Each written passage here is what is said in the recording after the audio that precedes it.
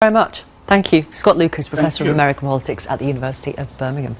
Meanwhile, President Obama has praised Ellen DeGeneres for her influence on the gay rights movement. She received the country's highest civilian honour. Ellen DeGeneres has a way of making you laugh about something rather than at someone. Except when I danced on her show, she laughed at me. But that's okay. It's easy to forget now, when we've come so far, where now marriage is equal under the law, just how much courage was required for Ellen to come out on the most public of stages almost 20 years ago.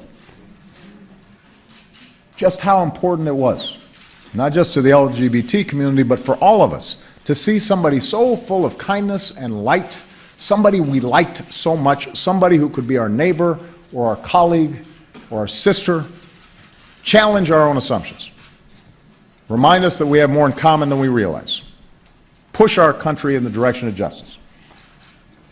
What an incredible burden that was to bear, to risk your career like that. People don't do that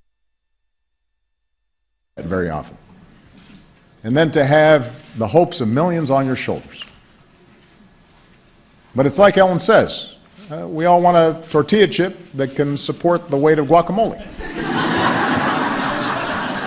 Which really makes no sense to me. But I thought would break the mood, because I was getting kind of choked up.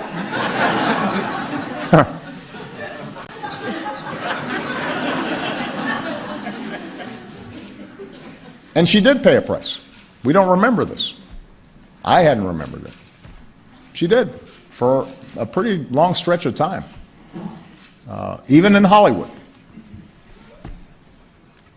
And yet, today, every day, in every way, Ellen counters what too often divides us with the countless things that bind us together, inspires us to be better.